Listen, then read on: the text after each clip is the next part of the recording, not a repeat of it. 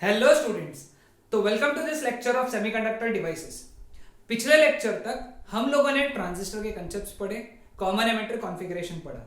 अब इस लेक्चर में हम लोग न्यूमेरिकल्स पढ़ेंगे ट्रांजिस्टर के ऊपर के, और हम लोग ट्रांजिस्टर एज एन एम्पलीफायर ये कॉन्सेप्ट पढ़ेंगे। ओके, तो हमारा पहला न्यूमेरिकल है ट्रांजिस्टर का ये। सभी लोग न्यूमेरिकल पढ़ लेंगे एक बार। यहाँ पे क्या बोला है, कॉमन बेस कॉन्फ़िगरेशन है और उसका इमिटर करंट दिया है ना, 10 मिली एम्पियर। ओके, तो IE जो गिवन है यहाँ पे दैट इज 10 मिली एम्पियर और collector current is given to be 9.8 milliampere.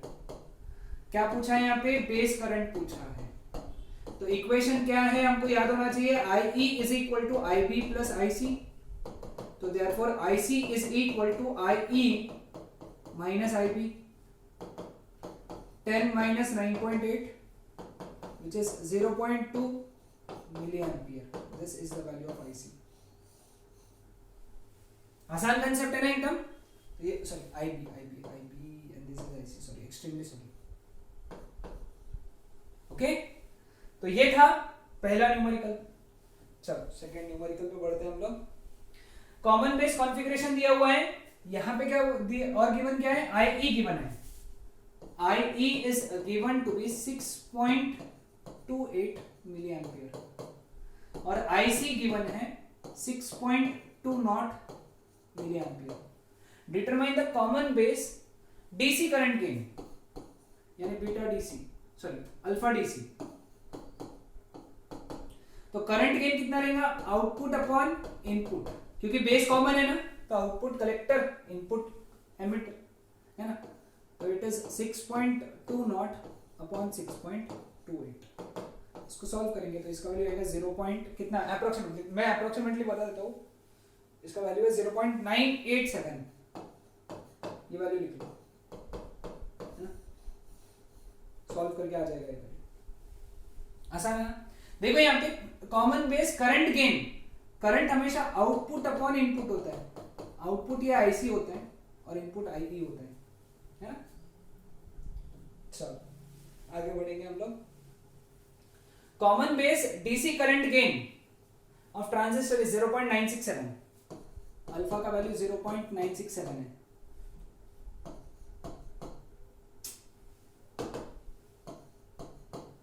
और इमिटर करंट IE ये 10 मिली एम्पियर दिया हुआ है। बेस करंट निकालना है, ठीक है। अब करंट गेन दिया हुआ है तो पहले IC निकाल लेंगे हम लोग, है ना। तो IC upon IE that is equal to beta DC, sorry alpha DC। तो ये इधर आ गया तो IC कितना आ गया, 0.967 इंटू IE यानी 10। तो IC कितना हो गया, 9.67 मिली एम्पियर। अब IC आ गया, IB का वैल्यू हमको पता है, IE is equal to IB plus IC। तो IB कितना हो गया, IE माइनस IC। IE कितना है 10, IC 9.67। तो IB कितना हो गया 0.23 milli ampere.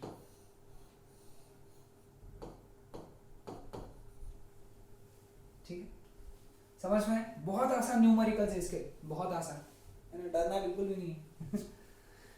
In common base transistor DC current gain 0.98 है, मतलब अल्फा DC दिया हुआ है 0.98। Find the value of current amplification factor, मैंने बताया था करंट एम्प्लीफिकेशन फैक्टर यानी बीटा DC। अब डायरेक्ट फॉर्मूला याद है तो बहुत अच्छी बात, अगर नहीं याद है तो फिर पहले डिराइव करो है ना।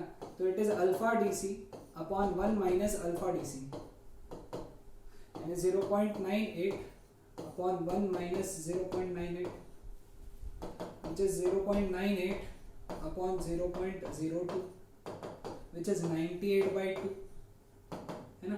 तो 98/2 it is 49। this is your answer, है ना, आसान। ओके,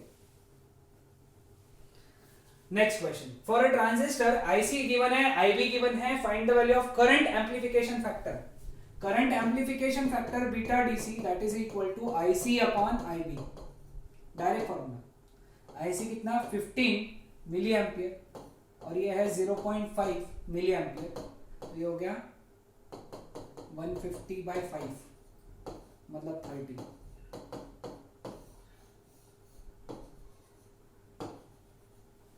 आसान है ना 7 नंबर का भी न्यूमेरिकल। ओके चलो, तो ये थे हमारे न्यूमेरिकल्स बेस्ड ऑन ट्रांजिस्टर। कितने जल्दी हम लोगों ने खत्म कर दिया है ना, कितने सारे न्यूमेरिकल 3 4 5 6 7 5 न्यूमेरिकल किए हम लोगों ने, है ना। तो अभी हम लोगों को नेक्स्ट टॉपिक पढ़ना है which is transistor as an amplifier.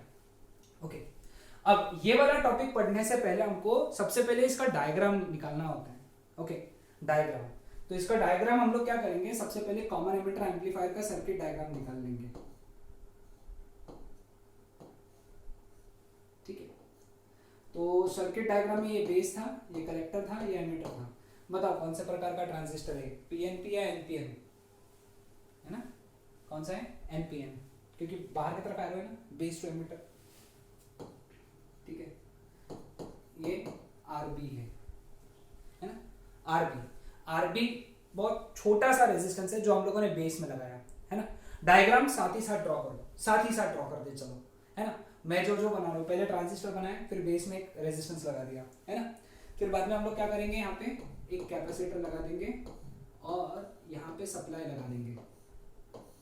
ठीक है, लेकिन इसको बायस भी तो करना पड़ेगा ना, तो बायसिंग बैटरी लगा देंगे हम लोग, है ना, क्योंकि सिंस ये NPN है तो P पॉजिटिव, यहाँ पे निगेटिव, ये VBB है ना, ध्यान में रखना, ये शायद मिस्टेक हो गया तुम्हारे टेक्स्ट बुक में, VBB।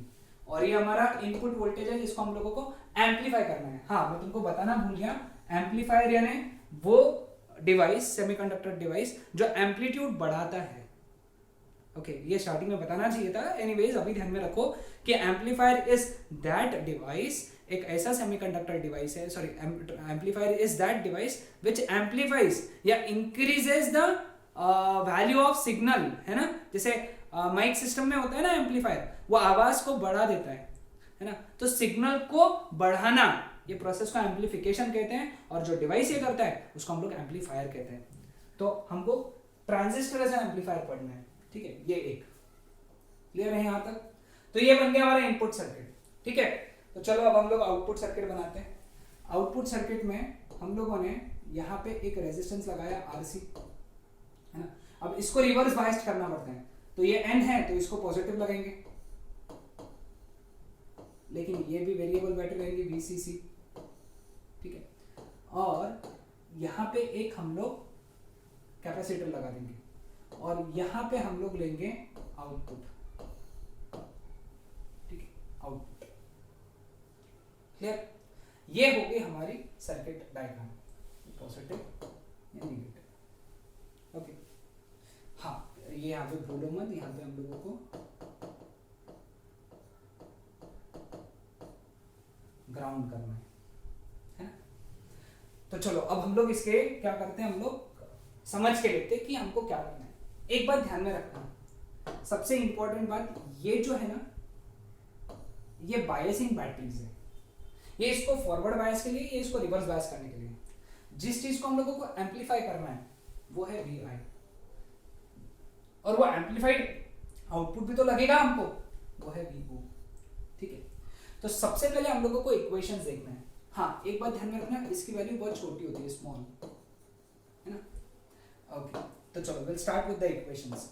सपोज हम लोगों ने, है ना, इनपुट अप्लाई नहीं किया है, इनपुट अप्लाई नहीं किया, तो आउटपुट में सिंस इनपुट हम लोगों ने अप्लाई नहीं किया है, तो VCC का इक्वेशन VCE के साथ में आउटपुट लूप में VCC is equal to total जो करंट रहेगा, इससे टोटल जो वोल्टेज पोटेंशियल ड्रॉप रहेगा उससे इसमें करंट फ्लो होगा, तो एक ड्रॉप इधर होगा यानी IC RC, प्लस कुछ ड्रॉप इधर होगा ये जंक्शन में, कलेक्टर से एमिटर में, तो वो रहेगा VCE। ये पहला इंपॉर्टेंट इक्वेशन है, ध्यान रखना, है ना। इसको समझना है तो ऐसे समझो, ये जो बैटरी है ना, बायसिंग बैटरी VCC, इसने जो पोटेंशियल डिफरेंस अप्लाई किया है वो दो जगह ड्रॉप हुआ है, दो जगह गिरा है। उसने जितना पोटेंशियल दिया था वो दो जगह ड्रॉप हुआ, एक इसमें से है ना, जिसमें से करंट फ्लो रहा है आईसी। करंट के डायरेक्शन मार्क करना भूल गए हम लोग यहाँ पे। हाँ, ये रहेगा आईबी, ये रहेगा आईसी और ये रहेगा आईबी। बिल्कुल भूलो मत ये करंट के डायरेक्शन मार्क करना। तो एक्चुअली ये जो करंट फ्लो होगा इसमें से आईसी वो ड्रॉप करेगा ना, तो कितना करंट ड्रॉप करेगा, आईसी आर एल कर दो इसको, सॉरी आर एल, है ना, लोड रेजिस्टेंस बोला है आर एल। तो कुछ ड्रॉप यहाँ होगा IC R L plus VCE, कुछ ड्रॉप इधर होगा। ठीक है, समझ आया सबको। इनपुट में इक्वेशन लगाया सेम, तो वीबीबी कितना हुआ, वीबीबी कितना हुआ, आईबी आरबी हो गया प्लस वीबीई हो गया। ये इक्वेशन काम का नहीं है क्योंकि ये काम भी नहीं आता आगे, सिर्फ पता होना चाहिए। हम लोगों ने इक्वेशन लगाया केवीएल से आ रही है, ये पहले तो इक्वेशन लिख लिया।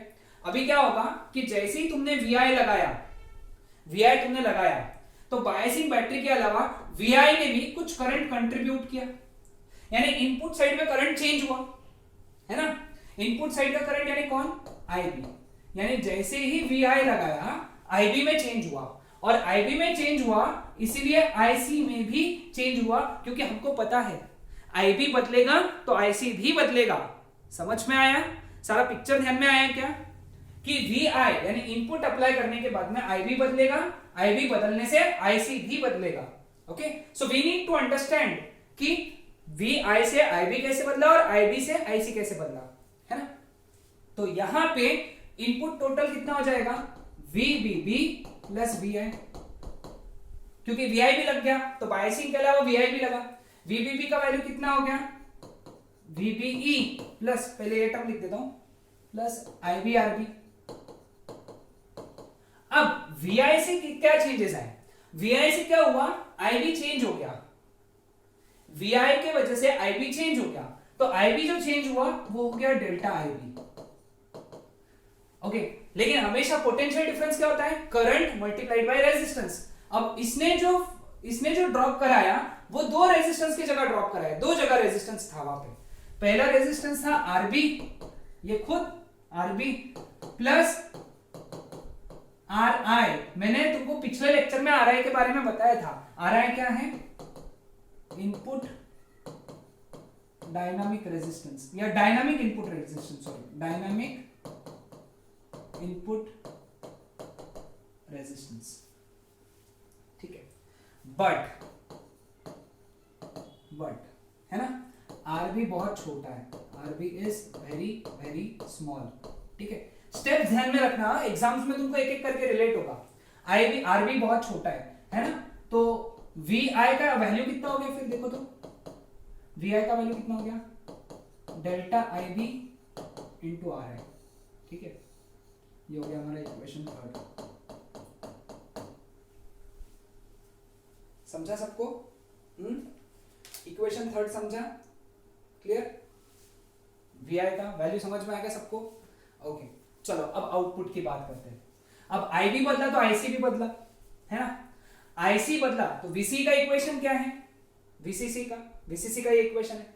अब आईसी अगर बदल जाता है तो यहाँ पे चेंजेस सब में होंगे, इसमें भी होगा, इसमें भी होगा, इसमें भी होगा। तो ये इक्वेशन वन को देखो कैसा लिखा, delta VCC is equal to delta IC R L plus delta VCE. समझा सबको, आईसी बदलने से इक्वेशन वन में सारे टर्म बदल गए, बट हमको पता है आईसी बदलने से वीसीई बदलेगा such that VCC always remains constant. तुमको शब्दों में कंफ्यूजन होगा, देखो हाँ, आईसी बदलने से वीसीई बदलेगा वीसीई, लेकिन वीसीसी रिमेन्स ऑलवेज कांस्टेंट, क्योंकि तो बायसिंग बैटरी है ना, उसका तो वैल्यू फिक्स रहेगा।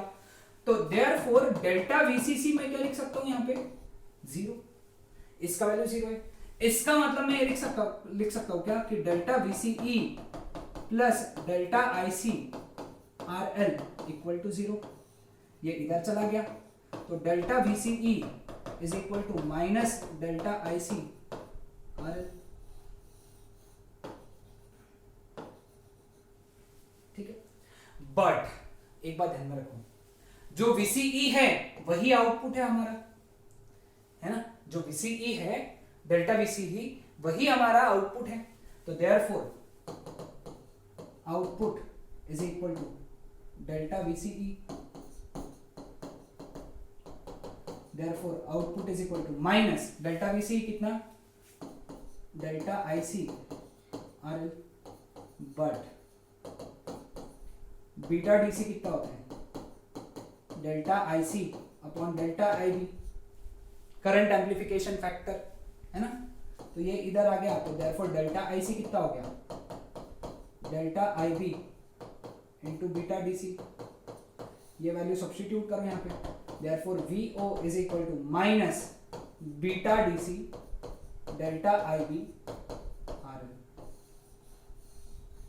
माइनस साइन क्या इंडिकेट करता है, यहां पे ध्यान में रखना, minus sign indicates that output and input are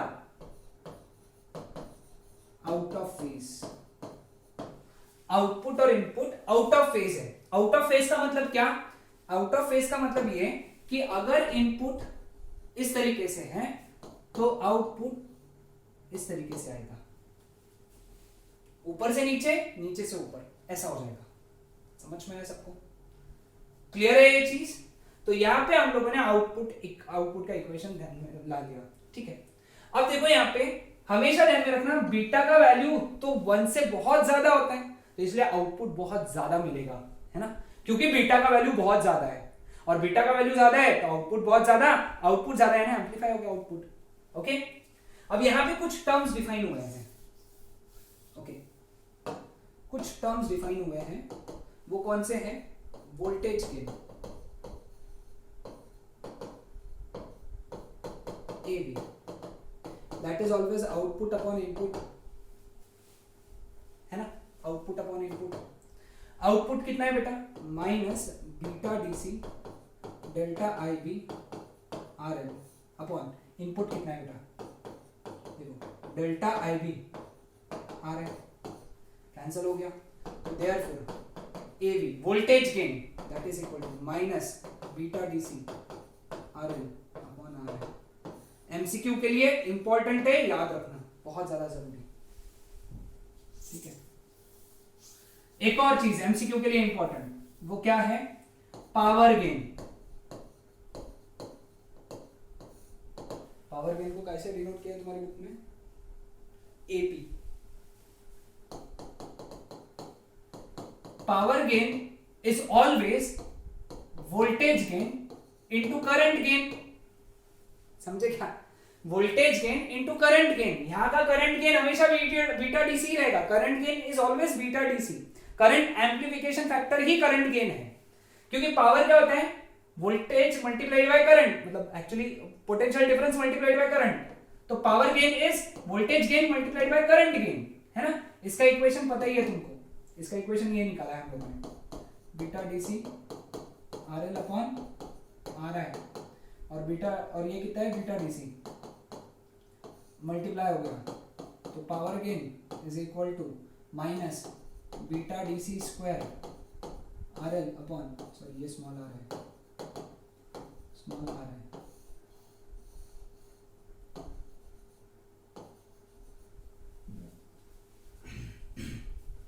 समझ में आया सबको। तो ये सारे कॉन्सेप्ट थे ट्रांजिस्टर एज एन एम्पलीफायर की। ओके, नेक्स्ट लेक्चर में हम लोग बात करेंगे लॉजिक गेट्स के बारे में। ओके, ये हमारे लेक्चर का लास्ट पार्ट रहेगा। Clear, that's it.